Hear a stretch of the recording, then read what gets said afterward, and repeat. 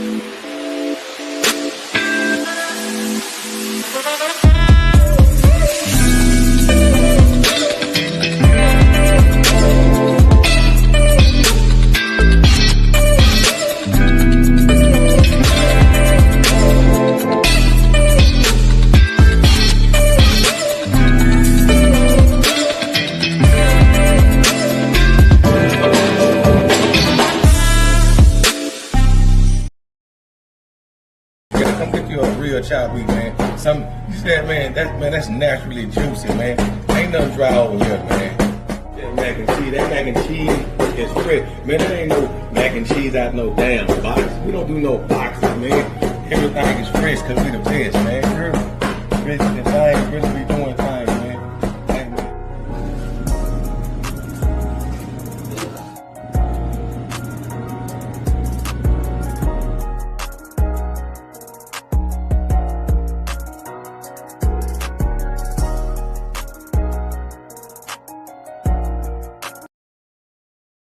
Here spicing up seafood and grill. When I say they got some of the best fish in Dallas, y'all gotta come over there and check them out, man. Listen, when I say I ate some of this fish and I had to come back, I come back and hey, they hooked it up. Tell them what we got over here. Woo, man, we got something rock and rolling for you. Come on, Ollie, come get this fish. Great fish. We got some good, great salmon. We got some great stuff for you, so come on down. What we got? What we got? Tell them. We got the daiquiri, Okay. the Kool-Aid, we got the cake natties, the desserts, Hey. salads. Hey, everything here is made fresh to order. What did I say up there? Made fresh to order. Let's go.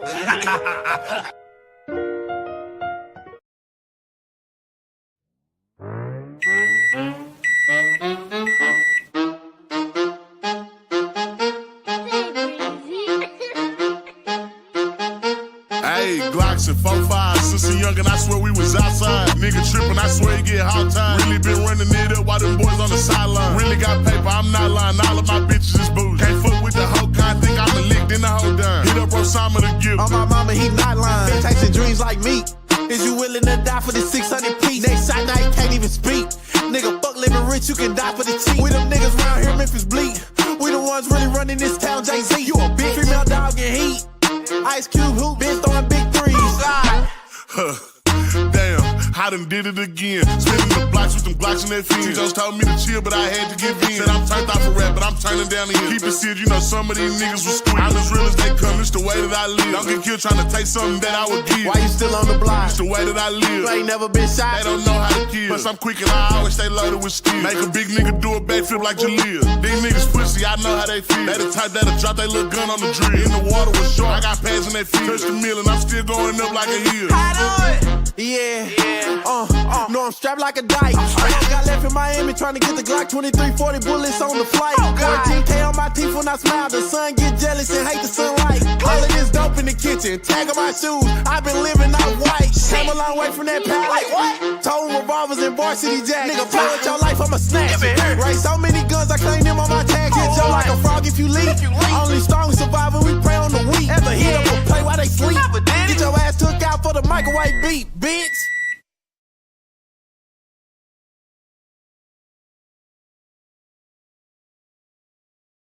Microphone check 212.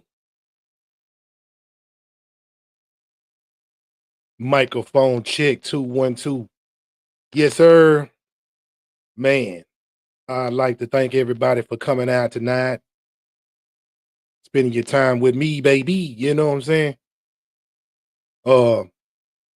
Like I said, man, it seems like I just repeatedly just went live the other day. I did, actually. Man, Tuesday came around again.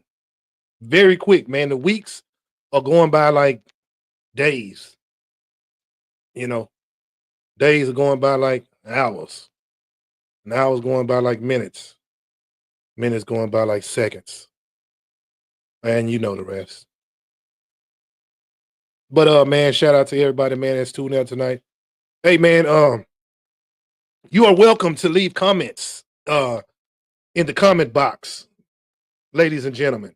You know, you got something you want to say, or something you think I said was messed up, or you got to come in on I didn't say it right, or I said it right, or say something. Let me know somebody is out there, man, because I go back to the live, I tune in, I'll be like, dang, man, it's like I get all the viewers once I get off the live. And I understand people at 10 o'clock late got to get up and go to work. You know what I'm saying? I understand that. But for the late night, you know what I'm saying? Late night creep, you know what I'm saying? Or whatever. Man, tune in, man. You know, say have some comments, share the live or something, man. I shouldn't even have to say share, you know what I'm saying? Because I know it's repetitive and people say it a lot. Hey man, share the live, hit a comment, hit a like or something. But evidently I must have to say this for people to respond to something. You can hit a thumbs down, something. You know what I'm saying? I bet it was some titties shaking and some ass papping and you know what I'm saying? And somebody getting beat up and shot, views going up, and niggas looking in, niggas peeping in. Is that really going on? Nigga get to arguing on here, the views go up. You know what I'm saying? So, I mean, hey man, I understand people rather be entertained on bull jive than the real spill. You know what I'm saying? I get it. I try not to waste my energy on ignorance, man. I swear, it's like everywhere I turn around is somebody with some ignorance, man. I know it's the spirit that you feed yourself. I am not perfect. I know I am not. But hey, man, sometimes I just need peace, man. I want peace, a peace of mind, man, away from negative energy, negative thoughts, whatever you think, man. If you're not on the team, man, you gotta be against the team. That's all I'm looking at it. You know what I'm saying? Because I'm a leader, not a follower. I only follow my Heavenly Father. That's it. You know what I'm saying? But shoot, follow me as I follow my Heavenly Father. But let's get into it, man. I don't feel like being, teachy preachy on you. You know what I'm saying? But y'all understand what we coming through is talking about the forward position, the 4 and the 3. You know what I'm saying? We talked about the old 5 last week. So we talking about the 4 and the 3. The 4 position is the power forward. The 3 is the small forward. A lot of people get those positions kind of mixed up sometimes because the players play almost similarity roles, but each position has its own distinctive role. You know what I'm saying? In this game, you got to have a hell of a good 3. You know what I'm saying? In this day of time, a versatile 3. You know what I'm saying? But let's jump into it real quick, man, and let me show y'all some of the power forwards of the game. We're gonna start with the 4 position. That is the power forward position. Well, Young Mustard is back with another video, and as you can see from the title, I'm continuing my series of ranking the top 10 players at each and every position. But without further ado, drop a like on this video, subscribe to the channel, and follow me on Twitter. All of the links for my social media are down below in the description box. Let's just kick things off with number 10. To start us off, we have Pau Gasol. Pau Gasol is easily one of the more skilled bigs in NBA history. With the ability to finish with both hands, score in the post, in the mid-range game, he was a solid passer and playmaker out of the post, and also even later on in his career, he was able to somewhat extend it by adding a decent 3-point shot. And I don't think enough is said for his ability to extend his career, not just with his 3-point shooting, but taking his level of play even to Chicago. I remember when Pau Gasol came to the Bulls, that was somewhat of a big signing for us because for one, we don't really get big time free agents, and Pau Gasol was somewhat of a big time free agent, and he had some solid years, even making an All-NBA team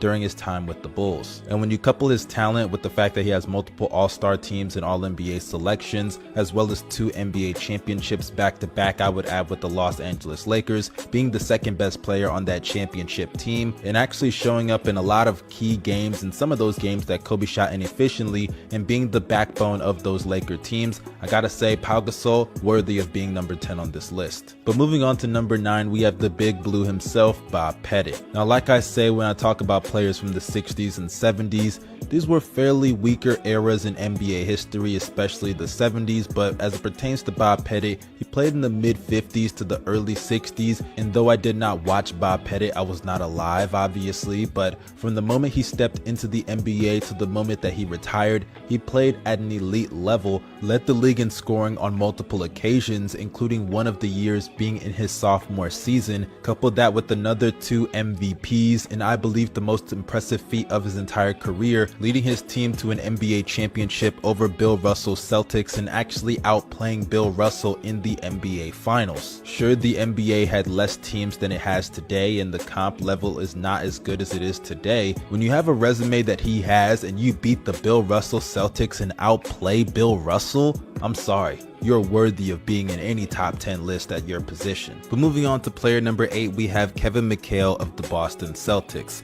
Now, Kevin McHale, I'm not going to act like I'm some Kevin McHale enthusiast, but he's definitely one of the better players on this list, as earlier on in his career, many people said he was a starter masquerading on the bench, as he won 2 Sixth Man of the Year awards, and as later on when he became a full-time starter, he made multiple All-Star teams and All-NBAs, and along with being a great offensive player, he was also an elite defensive player, as he made 6 All-Defensive teams. So right off the bat, we've established that Kevin McHale was an elite two-way player, an elite player off the bench even, as he made an All-Star team and won back-to-back Sixth Man of the Year awards, and then you couple that with 3 championships with the 80s Celtics dynasty, there really is no debate why he's considered one of the greatest bigs in NBA history. And by the way, another thing that is slept on in Kevin McHale's career is how clutch he was in the postseason. He had some really good playoff runs that I believe went under the radar, such as the 86 year where they won the championship for the final time in that dynasty. He averaged 25 points,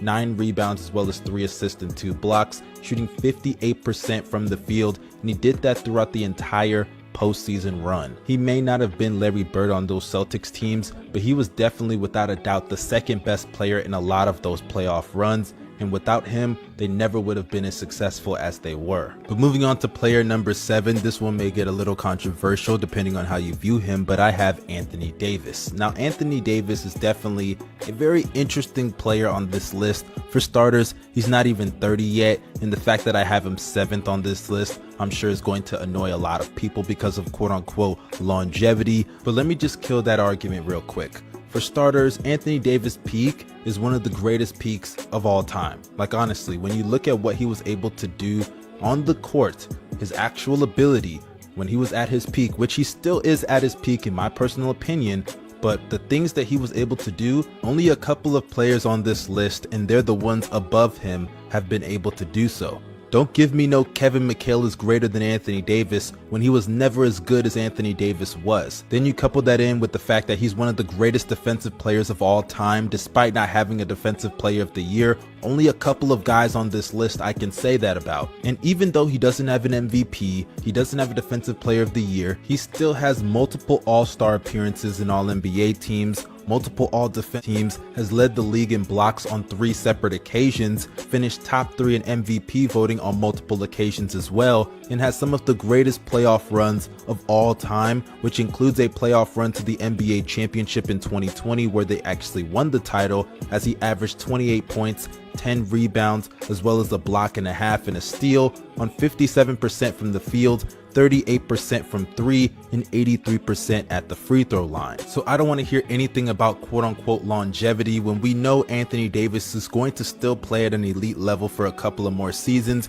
and even if his career were to end right now, he has a resume that more than justifies his spot on this list. But moving on to player number 6, we have the round mound of rebound, Charles Barkley. Now, Charles Barkley is easily, and I mean easily, one of the most underrated players of all time. And I know it's funny to clown Charles Barkley for some of his takes on TV and his just god-awful predictions, Shaq always clowning him for having no rings. I get it, it's funny to do all of that, but I think a lot of people tend to forget that Charles Barkley was a really good player. I'm talking about a guy in his prime that could give you 25, 12, and 5 in his sleep routinely on seasons unheard of. I'm talking about a guy that in the NBA Finals went back and forth with Michael Jordan, as he had one of the all-time great finals series, averaging 27 points, 13 rebounds, 6 assists, the steal, shooting 48% from the field. It took Michael Jordan averaging 41 points a game in the NBA Finals to put Charles Barkley away, and had Jordan not done that, Charles Barkley would have a ring, and we'd be talking about him as being one of the top 15 to 20 players in NBA history. And aside from just the numbers, if you just watch the film, Charles Barkley was doing things that you did not see bigs at that time do. For starters, he was undersized and one of the greatest rebounders of all time. He was a very underrated passer in the half court, especially out of the post. And even when it just comes to his transition game, the guy was pushing the ball going coast to coast on some plays. It is insane just how athletic Charles Barkley was in his earlier years in Philly and some of the years in Phoenix. The guy was truly a basketball phenom, and had he put in more effort on the defensive end or just had not run into Michael Jordan in the NBA Finals, we will be looking at his career in a whole different light. But moving on to our next player, we are finally in the top 5, and unfortunately, I have Karl Malone. Now, some of you guys might be wondering why I said unfortunately. Honestly, I just don't like Karl Malone. Like, I'm just going to be honest with you. The guy likes little kids, so great player, 2-time MVP. Let's move on to number 4. But coming in to start off our top 4, we have Kevin Garnett, the big ticket himself. Now, depending on how you look at KG, this may be a bit of a controversial spot, but I have to say the 2 through 4 spots were easily the hardest spots for me to rank on this list because, man, it is very close. Like, honestly, I could wake up tomorrow and my mind could be changed and you could flip these guys. Honestly, it's debatable between the 2 through 4 spot. But nonetheless, KG, easily one of the greatest players of all time. On the defensive end, one could argue he is the greatest defensive player of all time. His ability to switch on the perimeter and defend the paint, only about a handful of players in NBA history rival him in that aspect. And because of how great he was on the defensive side of the ball, not only does he have a bunch of all defensive teams which carried over to his time in Boston, but he is also one of the only 2 players on this list that has won a Defensive Player of the Year award. And when you couple that with the fact that he was also an elite offensive player, not just looking at the numbers, but when you watch the tape, the guy was able to contribute in any way possible offensively outside of shooting the 3 ball. He could post up, he could shoot the mid-range, and also he was a really good passer and playmaker as his handles helped his ability to create off the dribble and create for others on his team as well. KG was so far ahead of his time, and his efforts helped create unicorns in guys like Kevin Durant, Giannis, Anthony Davis, Joel Embiid, Nikola Jokic, the modern day big that can do it all. Kevin Garnett was one of those guys. And as far as peak goes, Kevin Garnett is easily, and I mean easily, a top 10 peak of all time. Like, for real, if you look at what he did in that 2004 season, it's insane just how good he was. And because of his intensity, he is known as one of the greatest leaders of all time, as his leadership and efforts on the defensive side of the ball helped the Boston Celtics win a championship in 2008. Now, as far as why I don't have him higher on this list, for starters, Kevin Garnett in his prime was missing the playoffs or losing in the first round for a good portion of his career. And it's not just the fact that he was losing in the first round, it's the fact that he was running into a lot of other players that were just straight up outplaying him. Honestly, for example, look at the 2000s against the Dallas Mavericks. Kevin Garnett averaged 24 points, 19 rebounds and 5 assists, right? Solid numbers, but shot just below 43% from the field and 72% at the free throw line. And it's not like he didn't have help, because Chauncey Billups and Wally Szczerbiak averaged 20 points on decent to great efficiency in their own rights. Meanwhile, the guy that Kevin Garnett was guarding on the opposing team, Dirk Nowitzki, averaged 33 points, 16 rebounds, 3 steals, shot 53% from the field, 73% from 3, and nearly 89% at the free throw line. It really is insane just how much Dirk outplayed him, and keep in mind the Timberwolves got swept in that series. And you can go through multiple series in Kevin Garnett's career where he was just straight up outplayed by opposing players at his own position. And when you couple that with the fact that he missed the playoffs for 3 straight years in the middle of his prime, I'm sorry, I cannot give him an excuse for that, especially when there's a consensus that his peak is one of the greatest peaks of all time. If you're that good, you should be able to at least lead your team to the playoffs, especially if you have 3 chances in a row to do so. But nonetheless, I'm not trying to shit on KG too much, because in my personal opinion, he's still an all-time great player, and you could easily argue that he's the 2nd greatest power forward on this list. Like I said, 2 through 4 is definitely interchangeable, but that's just my reason why I have him at number 4 and not anywhere higher. But moving on to player number 3, I have Dirk Nowitzki of the Dallas Mavericks, and I gotta say, I believe Dirk is one of the most underrated players of all time. Like, I've even made a video about it in the past, the card should be on the screen right about now, but I don't believe enough is said about how impressive Dirk Nowitzki's career is. For starters, I think a lot of people are used to older Dirk, where he relied on his skill and his post moves, his 3-point shot, and they just either weren't alive or just don't care to look up up film on how good Dirk was in his younger years. It's not to say that his older years weren't good, but when he was younger, he was far more athletic than people gave him credit for, even able to put the ball on the floor and use his athleticism to blow by some slower defenders in the front court. And secondly, when you look at his impact on the game, it just goes without question, as I believe that Dirk and Kevin Garnett are the two most influential bigs in NBA history, especially on the modern game. I talked about KG earlier with his defensive switch ability, but when you look at a guy like Dirk on the other hand, it's really the opposite, because on the offensive side of the ball, there was really nothing that Dirk could not do.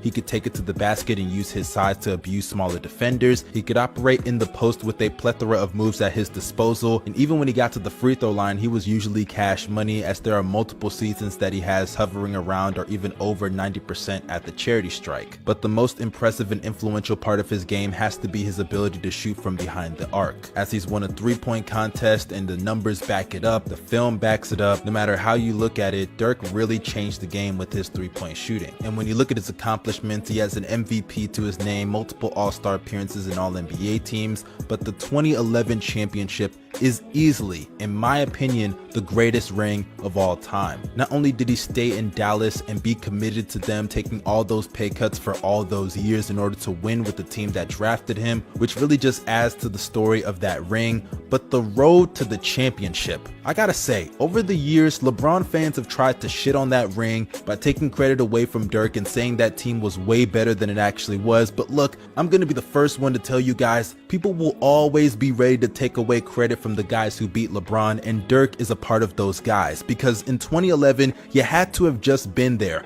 Nobody even thought the Mavericks were going to get out of the second round, much less win the NBA championship. That team was not a great team from top to bottom. It was Dirk and a bunch of other role players. And as good as those role players played in key moments, whether it was with defense, three-point shooting, they are role players. They need a superstar to lead them, and Dirk without question was that guy. Whether it was stepping up with key shots in the fourth quarter or being the consistent offensive option when nobody else was able to do so, Dirk consistently got the job done in each and every single round, including the NBA Finals. They beat the Portland Trail Blazers, they were favored, fine. They beat the Los Angeles Lakers though, who were coming off of back-to-back NBA championships and 3 straight finals appearances. Not only did they beat them, but they swept them. And in the conference finals, going up against the Oklahoma City Thunder, who had Kevin Durant and Russell Westbrook as well as James Harden, they beat them as well in 5 games. And then going to the NBA Finals, a series that they were not favored in any way, shape, or form.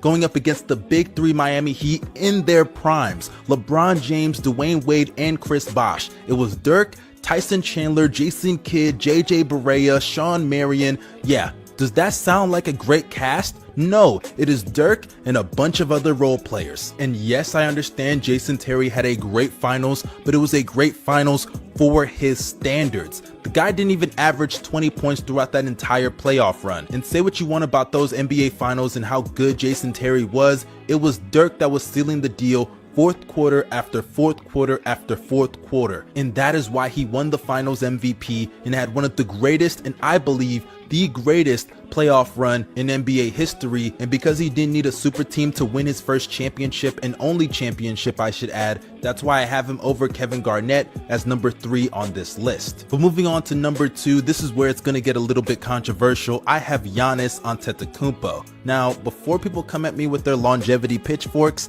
let me tell you guys one thing. Giannis is 26 years old and has accomplished more than all the guys below him. He has a Defensive Player of the Year, he has All-Stars and All-NBAs, and sure, he doesn't have as many as some of the guys below him, but similar to Anthony Davis, Giannis has played at a level that a lot of the guys, if not all of the guys below him, have not been able to play at. As on the defensive side of the ball, one could argue he is the best defender of his generation. The DPOY and all defensive teams are a validation of that, and even if you just watch these last playoffs, especially these NBA Finals, he further cemented that fact. And considering that he just had one of the all-time great playoff runs that I believe only Dirk can compare to, combined with an all-time great finals series, 2 all-time great moments like the block on DeAndre Ayton and the lob from Drew Holiday, and then he capped it off with a picture-perfect closeout game of 50 points, 14 rebounds, 5 blocks on 64% from the field, and even at the free throw line was the embodiment of clutch,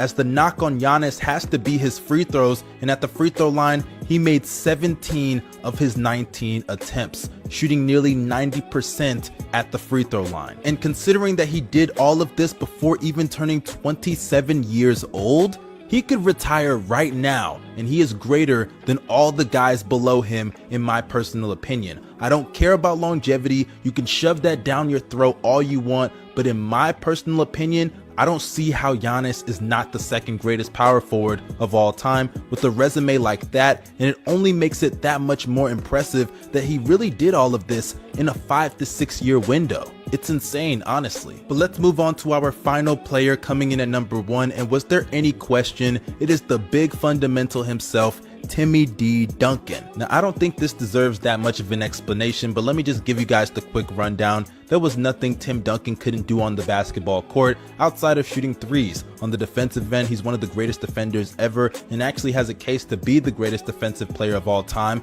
And the longevity at the defensive end, it's insane. Literally from the moment he walked in the league, essentially to the moment he retired, he was an elite defender, even making a first-team all-defensive team in 2014. The guy was literally playing elite defense from the moment that Michael Jordan won his last championship to the moment that LeBron faced him in the NBA Finals in 2014. It is insane the longevity that Tim Duncan has, and you don't see stuff like that every day, obviously. And even on the offensive end, I don't think Duncan gets enough credit for how skilled he was. There was not a single post move he could not do. He was a great passer and playmaker out of the post, and even when you look at a lot of those playoff runs, he was carrying the Spurs a lot more than people think. As when they won the first championship, David Robinson was coming off of a career-altering injury and was never the same, and in the second championship, Tony Parker and Manu Ginobili, they were rookie and sophomore players that did not perform all that well throughout that entire postseason, but yet they still won the championship in 2003. And when you combine that with the resume that he has of 5 NBA championships, 3 finals MVPs, a back-to-back MVP winner, there really is no debate on him not only being number 1 on this list, but a top 10 player in NBA history. But that concludes this video. This was a very long video. I'm sorry, you guys,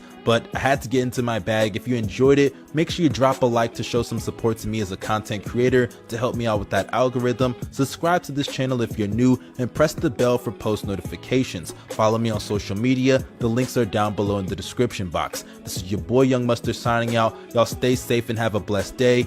Peace.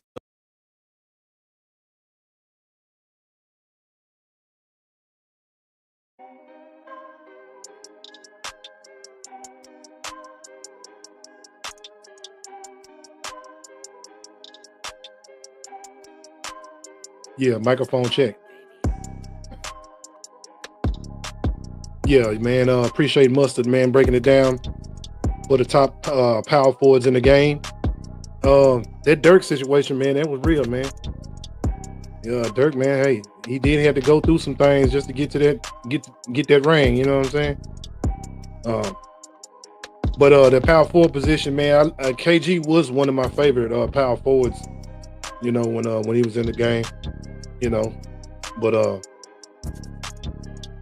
like I say, man, the power forward position is very much needed. There's not many power forwards besides Giannis right now. It's kind of, you know, took over the game. He don't really get enough recognition, man, because he's not outspoken really much. But he is a free agent coming up, man, so you never know where he might end up landing. But usually foreign players like that, they usually don't go to other teams, man. They usually stay where they are, man. Like Dirk and all those guys, they usually, if they brought a championship to their city, they usually don't leave, you know. But you know how the story goes, man. You never know what can happen. I mean, heck, you can end up being traded. I can end up being traded. You know what I'm saying? Nobody really is safe. You know what I'm saying? Nobody's safe, really. Two things, you know. Man, I ain't gonna even go into it. But let's jump into a commercial real quick, man. Know what I'm talking about? Welcome, Jordan. Your shell swoops. Forward. Houston Comets. How you doing? You got some pretty good moves. You're fast anyway. Thanks. I guess. You know, your jump shot could be better. You're releasing the ball too soon. It's fixable. With work. Girl, where is your mama? Mama can't help you a jump shot. Does he have a jumper? He's only 11 months old. I had a jump shot at his age. I had a good jumper.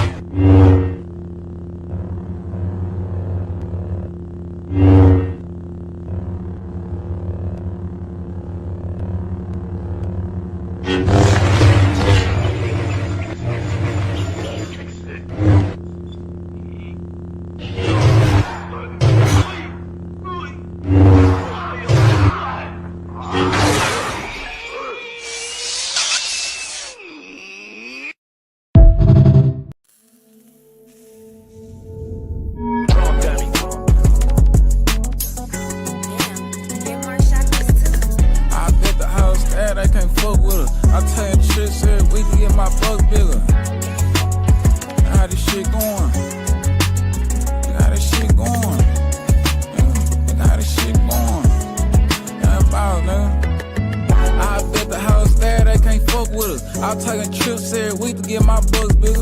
Fell off 100 times, but it come with it. If the price makes sense, gon' come get it. If the price makes sense, nigga, I'm on the way. Just in a spot talking about it, nigga, me and Jay. Asking Willa for the work, nigga, I really seen it. Show you my love with my actions, nigga, really mean it. Nigga, look how this shit going. Look how this shit going. Look how this shit going. Look how this shit going. Younger boss, nigga, put the city on my shoulders. Finna buy me some land so I'm rich when I'm older. All this shit cheap and everything went over. Once I drop this new shit, swear to God, shit over. Ballin' our court, nigga, check up. Time here now, told you we was next up. Sad Deli, nigga, celebrating Mexico. Young trap nigga, but that boy got flow. Fuck crashing out, brother, stay free and live. Younger boss, show you how to work a vacuum seal. Younger boss, nigga, show you how to move right. Younger boss, pay attention, young nigga, game tight. Throw the butter in the air, watch it all come down. Used to re-up with a zip, now I buy 200 pounds. I ain't changing up, nigga, I'ma stay the same. Young nigga, $22 million worth of game. Look how this shit going. Look how this shit going. Look how this shit going. Look how this shit going. I'm the blueprint, pay attention. On the stage with glow, long way from the kitchen. Shit been going so fast, living life ain't even hit me. Need dope, know I'm here, it ain't nothing, just hit me. Tryna own me some land, own me some restaurants. Once I build my credit up, hit the bank and get a front. Credit good in the streets, credit good with the bank. Feel like I can conquer the whole world when I see this bank. Nigga, I'm coming to get it. We can buy for the low and sell it high, you know I'm with it. Everybody like the part, I'm tryna own the club too. Come back and buy the block, million plus, selling photos. Look how this shit going. Look how this shit going. Look how this shit going.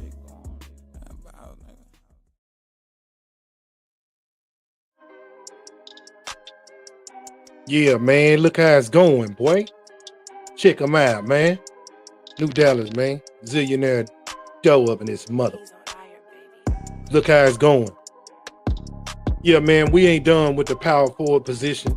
Now we're going to jump into how to play the position, what to look for in the player's skills, you know what I'm saying? And we just going to jump into it. My top 10 players at each and every position. I've done my point guards list and I've done my shooting guards list. I've made a playlist, the cards on the screen right about now if you missed those videos. And obviously, as you can see from the title and thumbnail, we're going to be ranking the top 10 small forwards. Look how much we have grown together. Happy to be back, and we are glad to be back. Make sure to keep hitting that like button, and don't forget to tell your friends and teammates about Basketball U if they are looking for a place for basketball skills and knowledge about the game. Today, we bring you a position where some of the strongest, most hard-nosed, and some would say bullies out of all the positions we are going to talk to you about during our position breakdown series. Even though this position is known for its physicality, it is also a position you have to have skill and athleticism in, but in a different way than we have explained. The power forward, also known as the 4, is an integral part of any basketball team that intends to play with toughness and physicality.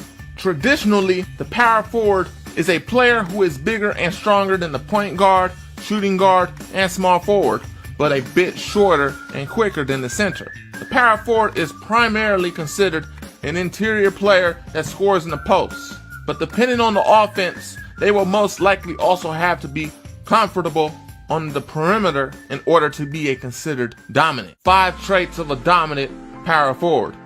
A great power forward will be asked to do a number of things on both ends of the court, but many of those are things that not all players can do. So what characteristics can make a dominant power forward in particular? Number 1, toughness. Toughness is a skill that is overlooked by many when looking for the guy that is going to lead your team with their play and for some vocally. Toughness can be improved based on the environment of practices and the team moral. At first starts with not being afraid to communicate with your teammates. Being in the 4-man position, you tend to be in places on the floor where you can see plays start to develop when on the defensive end, and you can call out things for your team to move properly or for your guard to move out of the way of a screen. Another skill that is associated with toughness is diving for loose balls. Getting on the floor shows your team and everyone in the gym or arena that you will do whatever it takes just for a possession. That type of play speaks volumes to everyone. Number 2, versatility. While it is true that a great power forward is most likely a big, strong player who physically imposes his will, he will not be a truly dominant player if he or she is just a one-dimensional bully.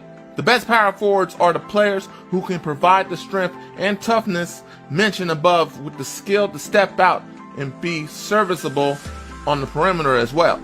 Especially if the power forward is playing within a 4-out, 1-in offense, the center may be the player who primarily occupies the block. That means that the power forward must be able to handle the ball on the perimeter if necessary, and more importantly, to step out and knock down a mid-range shot or 3-pointer. Versatility should especially be stressed at the youth levels where players are not done growing or developing. The player who meets the physical traits of a power forward for an elementary school team could become the point guard or the center in the future. Number 3, strength. While a player has to have some natural size to be qualified as a power forward, he must combine that size with strength in order to be considered dominant. A dominant power forward is probably the strongest player on the team and also has to be the most willing to use that strength. A player who is asked to be one of the team's best rebounders and defenders while being matched up against the opponent's biggest players will have to be strong in order to be successful. Number 4, size. It is important for players to be comfortable in multiple spots on the court. Size does still matter. The ideal power forward is big enough to create shots for themselves in the post and also to defend the other team's biggest players. Number 5, screen to create opportunities for teammates. Unless the power forward happens to be the best player on the team, they're probably not expected to be the primary scorer. As a big, strong, tough player, you have to depend on the power forward to set physical screens that create opportunities for teammates to score. Of course, all players are expected to screen, but it needs to be a strength in order for a player to be considered a dominant abilities. The power forward is expected to be a big, strong, tough player who can also play with skill. But how should they use those traits exactly? Even though the power forward is a physical player who is not afraid of contact, this does not mean that he is simply a big body or an enforcer. Here are a few specific responsibilities of a power forward. A, rebound on both ends of the court. The power forward's most important responsibility is being a rebounder. The skill of rebounding is so much more than just jumping up to grab a ball. The skill of rebounding, explained by Hall of Famer and basketball icon, probably more for his antics off the court, is Dennis Rodman. I just practice a lot about the angle of the ball and the trajectory of it. You got a Larry Bird, it's going to spin. You got a Magic, and maybe spin. When Michael shoot over here, I position myself right there. Now I hit the rim, it's boom, click and go back this way. Boom, here, click and go that way. Boom, that way. Click here and go back this way. Okay, if you didn't understand that, to put it in more simpler terms, the trajectory of the ball will allow you to understand where the ball may end up when coming off the rim. A skill of anticipation is something you have to have in this position, because sometimes it will help you against a taller, more skilled player if you can get a quicker or smaller advantage by getting to a spot before they do. Understanding that usually the team who gets the most rebounds will most of the time end up getting the most shots, and that the team who gets the most shots will usually score the most points. Therefore, as one of the strongest and toughest players on the team, the power forward has to be a great rebounder on both ends of the court. When a teammate takes a shot on the offensive end, the power forward must fight for an offensive rebound to create second chance points as well.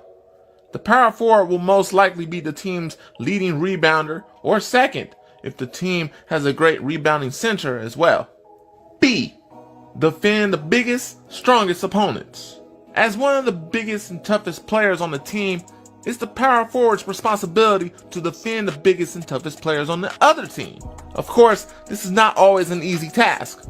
This is where size, toughness, and strength become absolutely necessary. A player who lacks even one of these traits can find themselves getting scored against in the low post or getting beat for offensive rebounds. Depending on the situation and the personnel for both teams, it's also impossible that the power forward will have to guard players who are slightly smaller and quicker, and also players who are slightly bigger and stronger. C. Extend the defense as a capable shooter. The difference between a power forward who is just a strong physical brute and a truly dominant power forward is oftentimes the ability to contribute from the perimeter. Depending on the age and skill level, power forwards who are able to only play bully ball may sometimes be very difficult to stop. But as both the age and skill level go up, a power forward will have to be capable of more in order to dominate. A team-oriented offense with versatile players is much harder to stop than one that is centered around just one or two players. A power forward who can step out and make an open mid-range or three-point jump shot gives your team a much better chance to play offense. With that philosophy, a strength in order for a player to be considered a dominant power forward. D. Make hustle plays and bring energy. As one of the toughest on the team, it's the power forward's responsibility to make hustle plays. The hustle plays may consist of diving on the floor for loose balls, taking charges, and boxing out. A great power forward who is the strongest player on the team is responsible for initiating that energy. Just like your team's selflessness and flow will often begin with your point guard, your team's toughness and energy will often begin with your power forward. E. Game film. Just like every other position, it is vital to watch yourself, especially when in this position, because you will have to understand your strengths and weaknesses, as well as finding ways to exploit your opponent's techniques and schemes to put them at a disadvantage. Game film allows you to see how you play from a perspective you're not used to seeing it from, the same perspective everyone else sees in television. It can be viewed in real time, slow motion, or fast forward to see how things play out in different angles. Once you study enough, you can be a dominant power forward.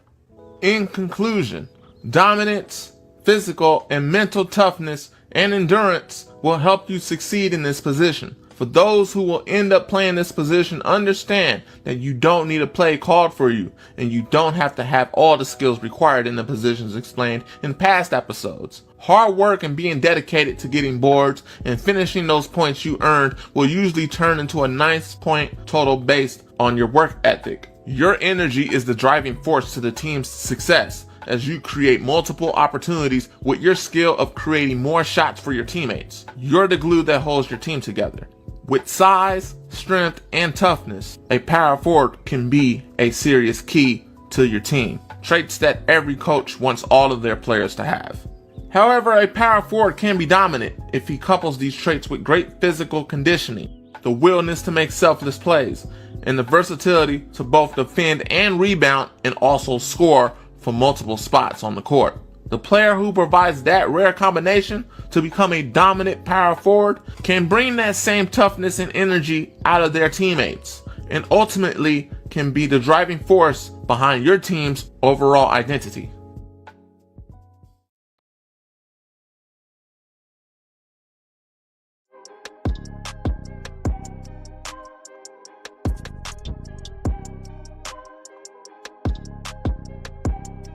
Yeah, man, and there you have it.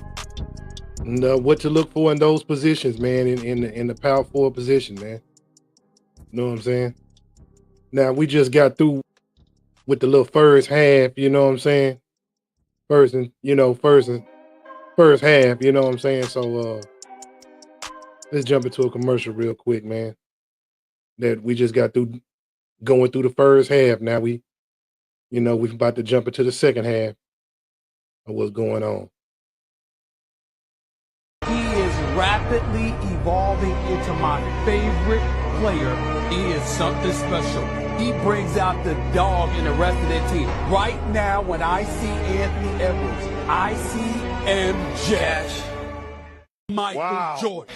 The best player in this series, with LeBron and Luka on the basketball court, is a 23-year-old with a $200+ million contract, playing like he broke, playing like he said, I want this, I'm taking him out. Last statement, I've said it before and I'll say it again. He is a shark in blood-infested waters. Yeah, I think the series is going to go back to Minnesota. But make no mistake, he's coming to take them out in L.A. Ant-Man is coming. I'm sorry, he's arrived. What are you looking forward to most of this upcoming season? Definitely going back to the playoffs and going further in the playoffs to go versus the Warriors. I want to play the Warriors. I want to get to the Warriors. Wherever they at, I want to get to them.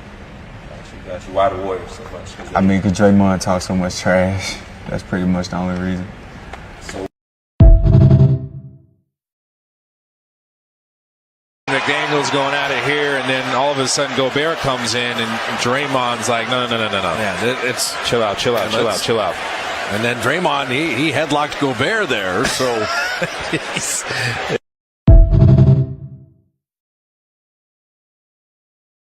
Drop on a flexing nigga. He from Tennessee. I had a thought. She be with the shit. She told me Wade B. I say for sure. Baby, let me know. You already know. Yeah, we gonna start making them jigging songs for us, bro. Y'all ain't doing no dancing songs no more. All y'all talk about is killing. Why the fuck would I? That's all. This is what. That's what they want. G. Man. Fuck all that. There's some young niggas up there dancing right now, getting their boogie on like a motherfucker, bro. At the park? At the park? Yeah. Come on. Let's go. Yeah, let's get to the business. I snapped, she disappeared, and now he trying to do some avenging. I really hate when these real niggas get real iffy about bitches, cause that's when niggas get vicious. I'm Lilo in stitches, nigga, him. Yeah, baby, I'm him. I'm not he, she, they are them. Geeked up off a cloud, then I got a little slim. I need to get up in the gym. By the summer, I'ma come trim. Bad hoes see me in the elevator, almost gave up a limb. Really giving y'all soul food, I tend to think I'm limb. Y'all keep that foreign shit, I like mine like Tim's. Niggas ain't even trying to play for real, they hit Sim.